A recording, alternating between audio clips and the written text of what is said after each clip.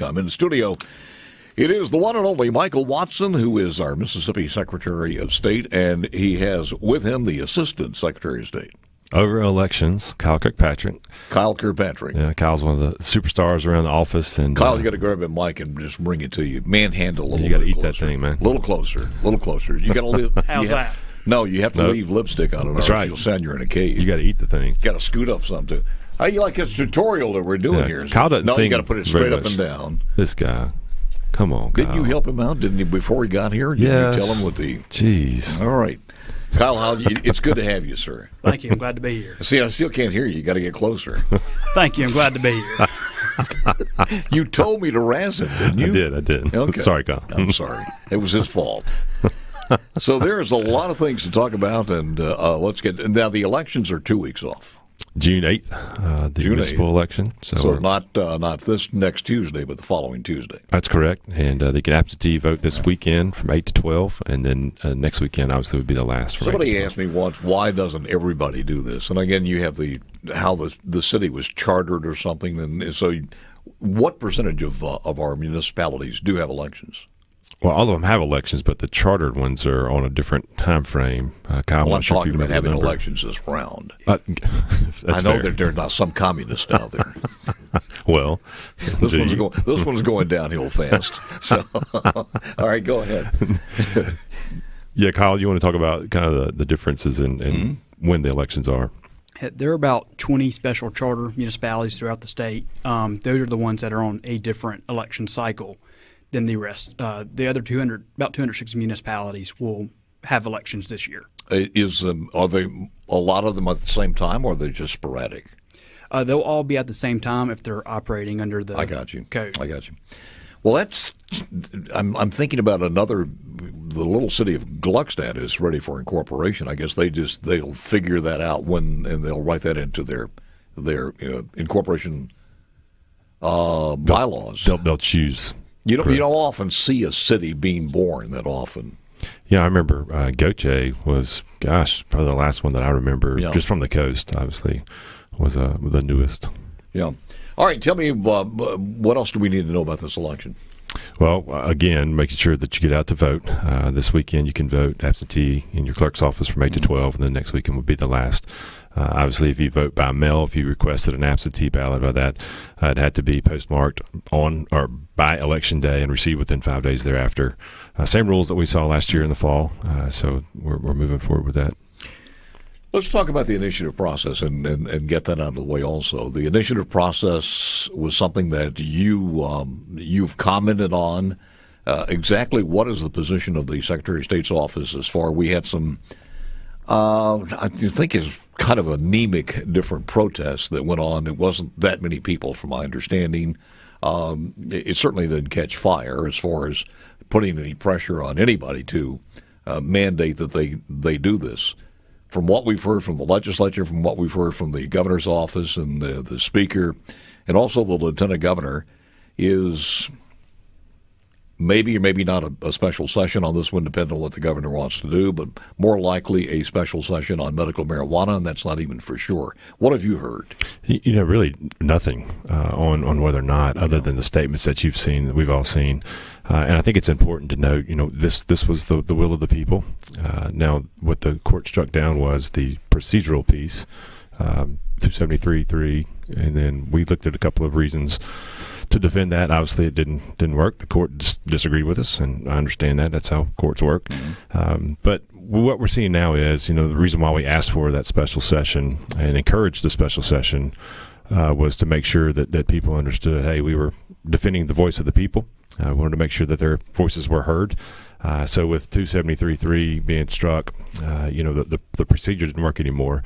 Now, here's the key piece. Those are still alive technically, but because the Supreme Court said you can't count from any more than 20% from any one congressional district, in theory, they're dead. So the process is still out there. But what we talked about was basically, look, the people of Mississippi spoke.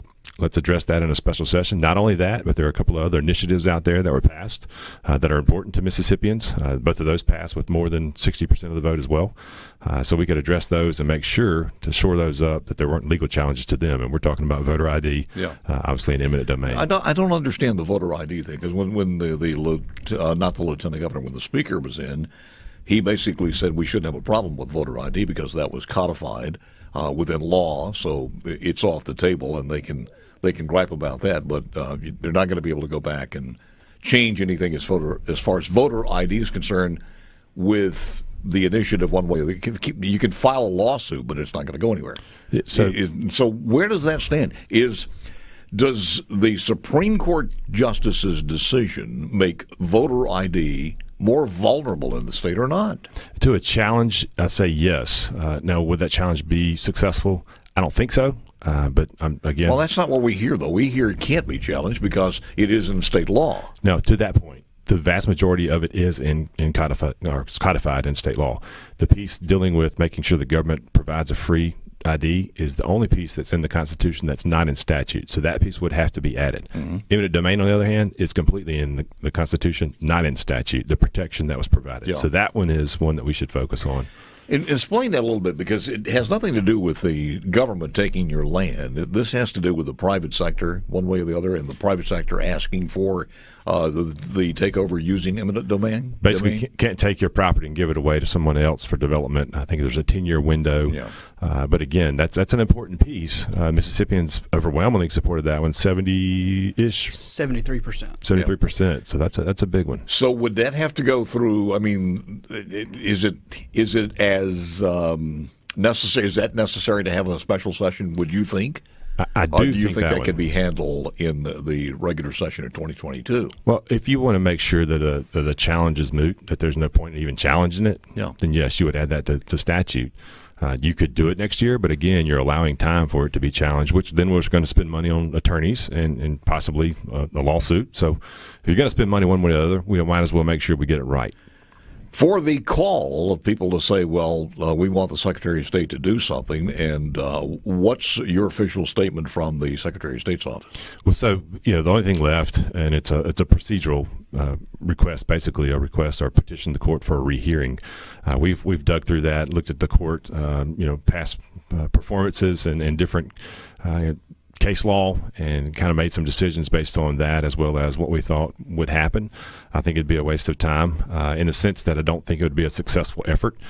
So by that, we're not going to petition for a rehearing on this. And what we thought was, look, in a sense, you would be delaying the inevitable in my mind. So instead of doing that, let's go ahead and make this thing a done deal. So we have 14 days to petition for a rehearing. The deadline would be Friday. So let's just let's get this off the table and let's move forward with a special session instead of wasting time. We know we can fix it this way. Let's get it done. So the official statement from the Secretary of State's office is you're not going to petition for a rehearing. That's correct. When you look at the next step for the legislature, I guess if they come in with an initiative process, there's no way they could speed this up. It's still got to wait till November of next year before the people make that decision. Well, you could call a special election. We've seen that before. Mm-hmm. You recall the last flag election was never thought about that. Was a special election. Yeah. Now we're talking about maybe $1 million to $1.5 million for a special election, so it's going to be costly. But you could, if you don't do that, again, you would wait until 22 for the next statewide, in a sense. November would be 2022 November would be the next time to do that. Yes, sir. Do you see the same urgency as far as medical marijuana? We'll talk about that when we come back and go over that one. But again, the official stance from the Secretary of State's office is, as you just heard, not to petition for a rehearing, so that puts that to rest. It does. Michael Watson, we thank you, sir, along with Kyle Kirkpatrick, who is the Assistant Secretary of State. We've got more to talk about coming up next. .com. In the studio, it's the Secretary of State along with the Assistant Secretary, Kyle Kirkpatrick, and let's talk about medical marijuana. That initiative itself, as you said, is dead. When you go back and you talk, there's still a period of time that this could be, it's like an appeal process. before the Supreme Court? Somebody wanted to object. Is that still open? So there's a 14-day window to request a petition for rehearing. And I would guess that if it was a 5 to 4 or something, but 6 to 3, the reality is there. That's right, Paul. That's the other thing that we talked about and discussed. Not only is there some case law out there that would concern us to request that, but also, look, you're right. If it was 5-4, it may make it a little more appealing, but because it was 6-3, it makes it much harder to overcome. So where do we stand now as far as the initiative process? So with the Secretary of State and the existing ones on the book now? Yeah, that's a great question. So we've got 6 that are still alive. I'm going to let Kyle cover those. I get to talk on here quite often, and let's let. So Kyle, you're on, sir. The lights are all on you. Camera 1, camera 4, and 6 all on Kyle. So go ahead, sir. Yes, sir. So we have about 6 active initiatives with the Secretary of State's office. Mm-hmm. Those are initiative number 72, 74, 75, 76, and then 77 and 78. Whoa, what is 78? So, well, now let's go with 72 and count them down. Yeah, so 72 is, we have 2 dealing with the state flag. Mm-hmm. 72 is seeking to change what used to be the old state flag mm-hmm. to the hospitality flag. That will be going into about August, where it will then expire. 74 is another state flag initiative seeking to put 4 different options in front of voters. 75 is dealing with term limits. 76 is Medicaid expansion, with 77 being another legalization of marijuana and mm-hmm. cannabis. And 78? And 78 is a early voting initiative. So didn't we have an education one in there, too, that apparently didn't make it yet, or is... The last one, but there's no open and close on this one. They can start these or decide not to do it any time. Well, there is an open and close. They have a year to get their signatures once they get to that stage. So the procedurally wise, there is a window that can close. But what I'm saying though is they could actually start the initiative anytime they wanted to, and it depends on the next election. But that start process is, I mean, tomorrow you might get 79 and 80. That's correct. They can file them whenever they want. Which one of these are farther along? Any of them, or do we know? So 72 and 74 are the earliest ones. Mm-hmm. We can look in our statewide. Both of these are the flags? Yes. Yeah. We can look in our election management system and see who has submitted signatures. Mm-hmm. The only one that we can see that has submitted signatures in SIMS so far is Initiative 74. If you guys were looking at it and said, all right, we're going to have to redo this, now's the perfect time to redo this, find out where time, culture, everything else has changed, the initiative process. It is not the same animal we had when we first started it, and I've said on the air many times, it's broken. It's not what it should be. I understand why we have the initiative process, but the reality is if you've got money, you can whoop people up into any issue. And $6 million did. I was talking to people like Robert Johnson, who admitted that, the legislature didn't take this up. Even Kevin Blackwell, who was on, said he had a bill, I think it was a couple of years ago, and it wasn't addressed. And then I'll ask them, when you go back to your town hall meetings, is anybody talking about this? If you said what are the top 4 or 5 issues, medical marijuana was not going to be one of them. But $6 million brought that to the forefront. So if that's the case, if you got big money out there, whether it's Medicaid expansion or whatever it happens to be, does that serve the people of the state well? It's a great question, and we've actually talked about, number one, obviously I filed concurrent resolution in 2015 to fix mm-hmm. the process. That did not go anywhere. But number two, if we're looking at the initiative process and how we want this to move forward, we've considered: do you maybe allow them to amend statute via initiative, mm-hmm. Or is it only just a constitutional initiative process? So we're discussing now what that should look like, and I think it's obviously the legislature is going to have some play into that. So it's a long discussion, one that we're not at a final point what we would recommend yet. Yeah. But your recommendation is not just to go on and redo what we have. Absolutely, we should fix that now. The voice of the people, when there is an initiative that needs to happen, it should be allowed to be heard. So it needs to be. How many there. states do you know, Kirk? How many states have an initiative process? It's somewhere in the mid-20s, I believe. In mid-20s. Do we look at theirs to see if there's some ideas that would better serve us? We have. We're researching that now and again. When we get through with all of that and compiling it with our policy team. All right, let me ask you, because I'm not sure. This is not written in stone, and I'm not sure. This is what I've heard, but I haven't researched it.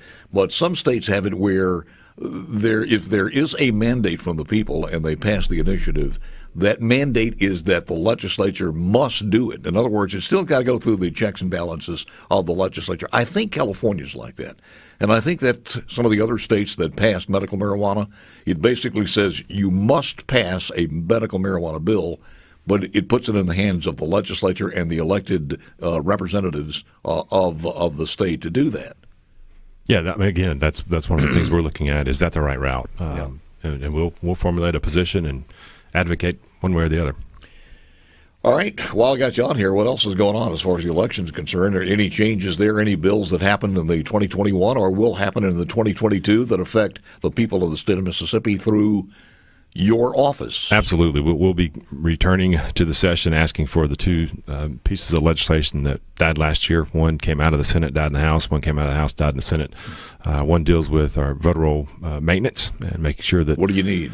So this would be basically right now Mississippi does not have statute dealing with voter roll maintenance. We rely on federal law. So that becomes a very important question when you look at S1, HR1. If either one of those were to pass, obviously we would have to follow that with voter roll maintenance. We want in statute in Mississippi the route that we would like to take to make sure that our voter rolls are clean. The second one is making sure only United States citizens are voting in our elections. You and I have had this discussion before. That one passed. The House, died in the Senate. To me, that's a no-brainer. We got to return confidence in our elections and making sure that we do that every chance we can. There is a very big move in Washington for some new restrictions to be sent forth from Congress or from executive order. One of those is voter ID, to actually strike that down. So that would negate our voter ID if that came in from Washington, D.C., plus the fact another thing that they're talking about is they would be directing how we do the elections. It's through the autonomy of states to do that now, but they could take over. Is that true? They could in federal elections. And that's the key, though, Paul. When you talk about the bifurcation of the election process, if we had to have a state and a federal, you're talking about a lot of money, big expense, more technical needs. You've got all kind of things to discuss with that. And you're right, S1, HR1 has a provision in there that would not allow for voter ID in those federal elections, which sidesteps the will of the people here in Mississippi, and that's awful. And I was going to ask Kirk too. Also, when you start looking at this, what's the timetable for that in Washington? Is there anything? In other words, is that still on the table? Are they still talking about that, as far as we know? I think it's still on the committee table. It could be brought out to the floor, but as of now, it hasn't been brought out to the floor yet. All right. Yeah, interesting. Real quick, Paul. There was a tie vote in committee, so they would have to procedurally pull it out of there to get it onto the floor. That's very telling. All right, one more time. You have basically stated that no petition for a rehearing is the decision of the Secretary of State's office. That's correct. After talking to Kyle and our team, we just felt like, again, it wouldn't produce any fruitful effort, and so we don't want to waste the time nor the taxpayers' dollars. So how did Kyle do? Kyle's a rock star. He's been one of our really great finds and hires at the Secretary of State's office. Good to see you, Kyle. Thank you. All right, thank you, sir. Appreciate it very much. Always a pleasure from here from the